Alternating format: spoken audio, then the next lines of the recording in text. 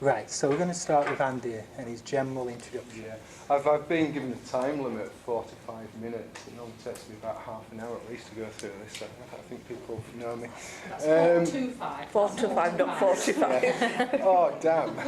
That's blown that idea. So thanks for being here. We didn't expect to see you all. We thought you'd be sat at home in the comfort of your computer rooms watching. So thanks for being here. So I'm going to go through the assignment. I'm going to go through the 4 outcomes. As I say, I'm going to go through them, I think, in brief. I'm going to go. The assignment's written at 2 different levels, and I'm going to go through it for the CERT group, or the Certificate in Education group. And I think my colleagues who are working with the PG DIP groups will chip in and add little bits to what I'm saying. So I'm coming at it from a very basic level. And all I'm going to do is take you through the structure of the assignment and the types of evidence that we would want to see you demonstrate within that assignment, or commentary. It is a reflective commentary, I correct myself. Always useful to start with a nice, crisp introduction to the commentary, just outlining what your approach is going to be, what your argument is going to be, or what the content of the commentary will be. I think it's particularly useful with this commentary too to include somewhere in the early part of the assignment some definitions of what curriculum are. And I think one of the things that's very noticeable about the definitions is the definitions can be very broad in how they define curriculum, or very narrow. So they can go from one extreme to, the curriculum is everything they do in education, down to it's the teaching and the learning that takes place in the classroom, or it's the syllabus. So I think it's good to differentiate between those definitions of curriculum. But what's particularly useful is if you can say which definition you are going to work with when discussing your own curriculum, and why you have chosen that particular definition, what your rationale for your choice of definition is. So moving on to the first outcome. The first outcome is about context, and it's about context in lifelong learning. So what we're looking for is that you have an appreciation that lifelong learning takes place in different contexts. I think the contexts that might be pertinent certainly for the group I'm working with are further education, private training organisations, or charitable training organisations, and work-based learning. Now, I know there are lots of other contexts out there. I'm not going to reel them all off, but for my group, those are the most pertinent ones. So we need for you to demonstrate an awareness there that you know that your curriculum happens in these different contexts or different settings.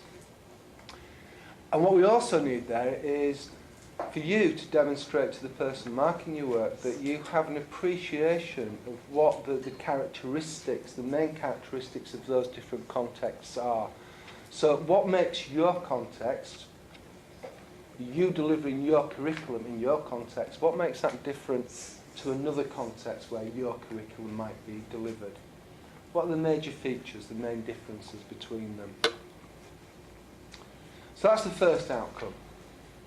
I think the second outcome is really the meaty outcome. The second outcome is the one where I think we would expect to see the bulk of your commentary dedicated to meeting the requirements of this second outcome.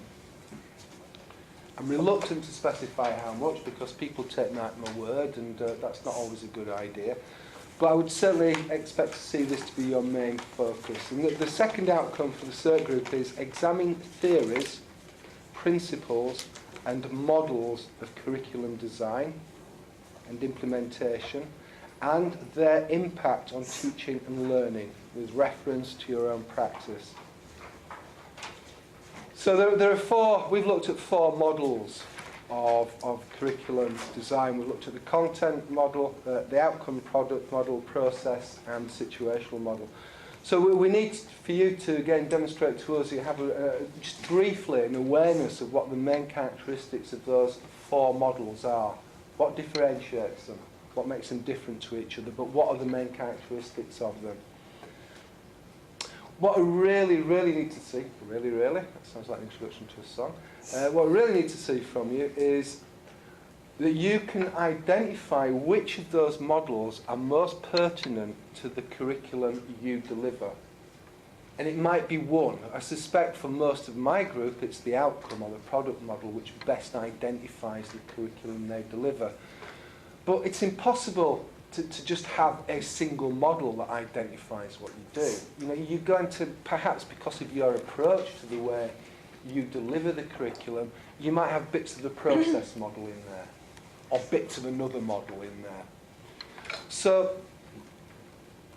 tell us what the differences between the 4 models are, but really focus on the model which is most appropriate for your curriculum, or the models that are most appropriate for your curriculum. And give very precise examples from your teaching practice. It's this thing about showing how theory underpins practice.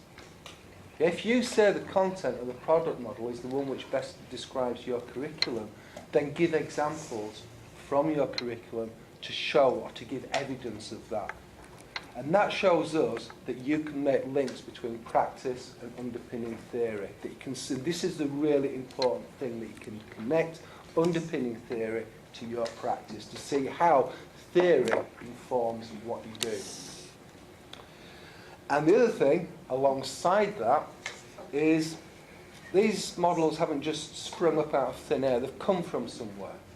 And they've come from an underpinning philosophy or principles. So alongside the discussion of the models, you need to show that you know where those models have come from.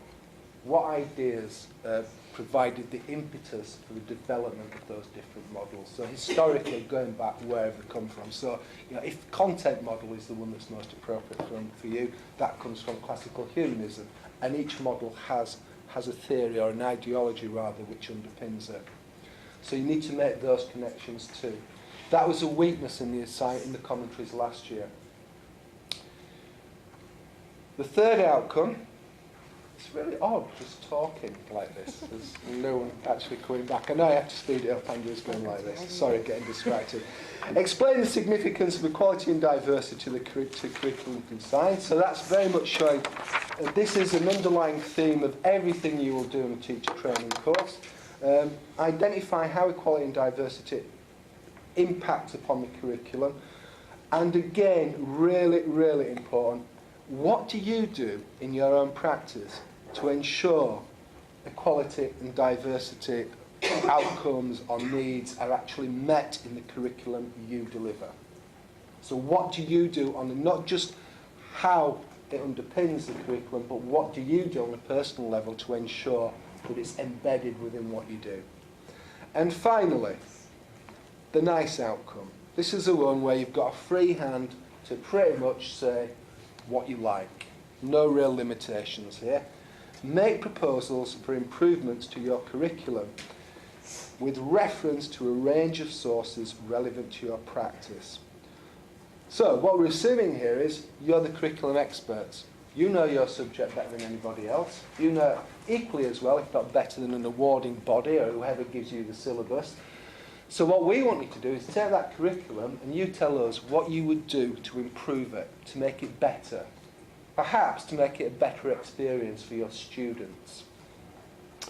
And what's really good there too is if when you're making the suggestions for improvements, if you can go back to the models and relate it back to the model. So often improvements are about making a better experience for the students or for the learners. That goes back to the process model. So try to make those links again in your improvements back to the theory. Thank you, Andy.